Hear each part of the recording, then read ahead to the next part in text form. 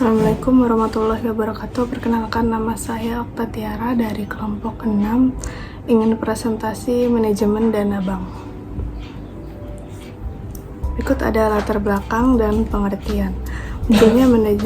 Munculnya manajemen dana bank dilatar belakangi oleh kebutuhan masyarakat, perkembangan ekonomi, peraturan pemerintah, dan kebijakan perbankan. Maka definisi dari manajemen perbankan adalah proses pengelolaan dana yang diterima bank dari aktivitas funding atau pengumpulan dana untuk disalurkan ke aktivitas financing atau penyaluran dana dengan tujuan mencapai efisiensi dan keberlanjutan operasional bank. Berikut tahap-tahap manajemen dana bank. Penghimpunan dana. Bank perlu menghimpun dana sebanyak mungkin dengan cara yang efisien dan berbiaya rendah agar bisa digunakan untuk pembiayaan dan operasional. Contohnya menerbitkan produk tabungan dan deposito, menawarkan suku bunga menarik untuk deposito 6 bulan, bank mengadakan promosi buku tabungan berhadiah. Berikutnya alokasi atau penyaluran dana. Bank mengalokasikan dana untuk memberikan kredit, membeli surat berharga, atau investasi lain yang produktif dan sesuai risiko. Contohnya menyalurkan kredit usaha mikro kepada pelaku UMKM, membeli obligasi pemerintah, memberikan pinjaman KPR, atau kredit kepemilikan rumah. Berikut pengelolaan likuiditas. Jika nasabah ingin menarik simpanan, bank harus memiliki dana likuid yang cukup. Pengelolaan ini penting agar bank tidak mengalami loss atau penarikan besar-besaran. Contohnya menyediakan cadangan kas minimal di WI atau giro wajib umum, menempatkan dana di instrumen likuid seperti sertifikat Bank Indonesia atau SBI menggunakan call money antar bank. Berikut pengelolaan risiko. Tanpa manajemen risiko yang baik, bank bisa mengalami gagal bayar kredit, kerugian investasi, atau kekurangan dana likuid. Contohnya menilai kelayakan kredit nasabah dengan analisis 5C, karakter, capacity, capital, collateral, atau condition. Berikut menggunakan sistem credit scoring dan BI checking, menerapkan batas maksimal pemberian kredit atau BMPK. Berikutnya evaluasi. Evaluasi dilakukan untuk memastikan bahwa dana bank dikelola secara efisien dan sesuai regulasi. Contohnya, audit internal atas kualitas kredit, laporan harian posisi kas dan likuiditas, pelaporan laporan keuangan, dan rasio kesehatan bank ke OJK.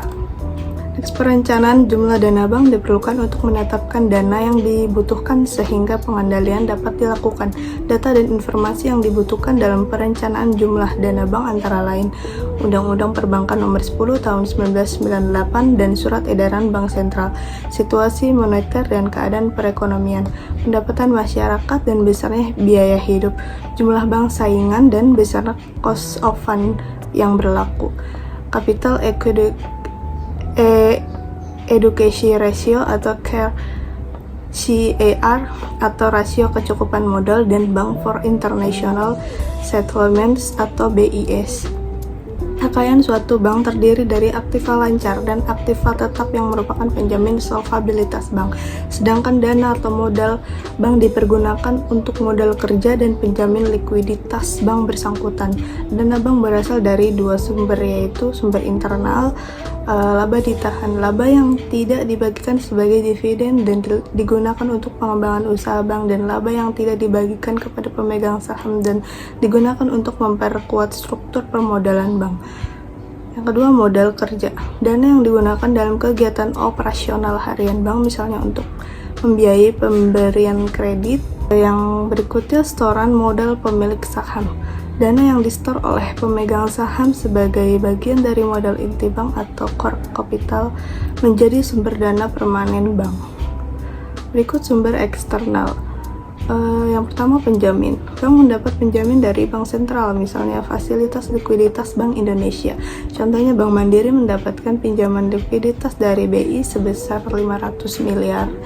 Berikutnya investasi ekuitas, dana dari pihak luar atau biasanya investor yang menanamkan modal ke bank dengan imbal hasil berupa dividen dan hak kepemilikan. Contohnya investor asing membeli 10% saham Bank BCA melalui pasar modal. Yang berikutnya hibah, bantuan dana yang tidak perlu dikembalikan, biasanya berasal dari pemerintah atau lembaga donor. Contohnya hibah dari USAID untuk pengembangan sistem digital banking. Berikutnya simpanan masyarakat. Sumber utama dana operasional bank terdiri dari giro, yaitu simpanan bisa ditarik kapan saja, tabungan, deposito berjangka. Contohnya nasabah menabung 10 juta di bank XYZ dalam bentuk deposito 12 bulan. Berikutnya modal ventura dari investor. Modal awal yang disetorkan oleh para pendiri atau pemegang saham bank. Contohnya pendiri bank baru menyetorkan modal ventura sebesar 1 triliun untuk membentuk modal inti atau core capital. Berikutnya kebijaksanaan penarikan dan pengumpulan dana bank harus ditetapkan dengan baik dan benar supaya efektif dan efisien untuk memperoleh kebutuhan dana tersebut. Berikut kebijaksanaan dan pengumpulan dana banknya. Yang pertama, penjualan saham portofolio. Bank bisa memiliki saham perusahaan lain sebagai bagian dari investasinya atau portofolio. Saat memerlukan dana, bank dapat menjual saham tersebut di pasar modal. Contohnya, Bank BCA memiliki saham PT Telekomunikasi Indonesia senilai 200 miliar.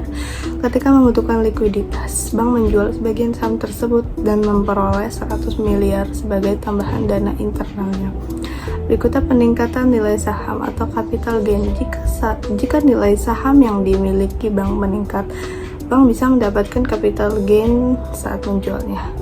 Keuntungan dari kenaikan nilai saham ini menjadi sumber dana internal. Contohnya, PT Saratoga membeli saham PT Adaro seharga 1.700 per lembar. Setelah 1 tahun, harga naik jadi 2.500. PT Saratoga menjualnya dan memperoleh keuntungan 800 per lembar yang masuk sebagai tambahan dana bank. Berikutnya penerbitan saham baru. Bank dapat menerbitkan saham baru dan menjualnya kepada pemegang saham lama atau investor baru.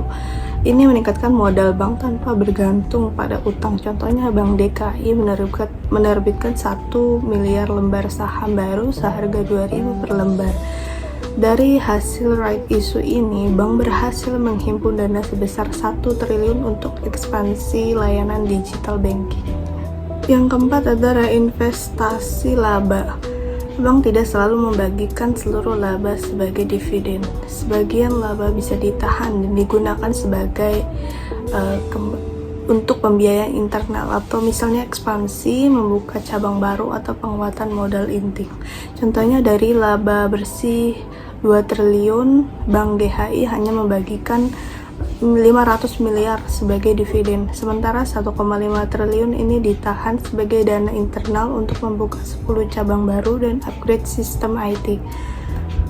Kebijaksanaan dan pengumpulan dana bank dari sumber ekstern. Kebijaksanaan eceran fokus pada pengumpulan dana dari masyarakat umum atau nasabah perorangan dalam jumlah kecil tapi banyak. Contohnya, bank membuka rekening tabungan dengan setoran awal hanya 20.000. Terus produk tabungan seperti tabunganku yang ditujukan untuk masyarakat dengan persyaratan ringan. Berikutnya kebijaksanaan suku bunga. Penentuan tingkat bunga yang menarik agar masyarakat tertarik menyimpan uangnya di bank. Contohnya memberikan bunga deposito lebih tinggi dari kompetitor, misalnya 6,5% per tahun. Program promosi atau bunga spesial untuk tabungan dengan saldo tertentu. Next, kebijaksanaan distribusi berkaitan dengan penyebaran jaringan bank agar lebih dekat dan mudah dijangkau oleh masyarakat. Contohnya pembukaan cabang bank hingga ke pelosok desa, penyediaan layanan mobile banking dan ATM di daerah terpencil. Kebijaksanaan waktu, penentuan waktu atau jangka waktu yang fleksibel untuk menarik lebih banyak nasabah. Contohnya deposito dengan jangka waktu pilihan 1 bulan, 3 bulan, 6 bulan, atau 12 bulan. Tabungan berjangka dengan sistem auto debit setiap tanggal tertentu. Berikutnya kebijaksanaan pemberian hadiah. Bank memberikan insentif atau hadiah untuk menarik simpanan masyarakat. Contohnya, undian berhadiah mobil atau rumah bagi penabung dengan saldo minimal tertentu. Hadiah langsung seperti payung, tas, atau voucher belanja untuk pembukaan rekening baru. Next, kebijaksanaan kombinasi. Penggunaan beberapa strategi sekaligus untuk menarik dana eksternal. Contohnya, bank membuka cabang di daerah baru atau distribusi, menawarkan bunga tinggi atau suku bunga, memberikan hadiah langsung, pemberian hadiah, melakukan promosi melalui media sosial atau pencairan tabungan secara bersamaan dalam satu program. Kebijaksanaan pencairan tabungan. Upaya aktif bank dalam mencari dan mengajak masyarakat untuk menabung.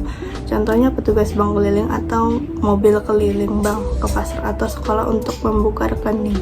Edukasi keuangan di sekolah dan kampus tentang pentingnya menabung.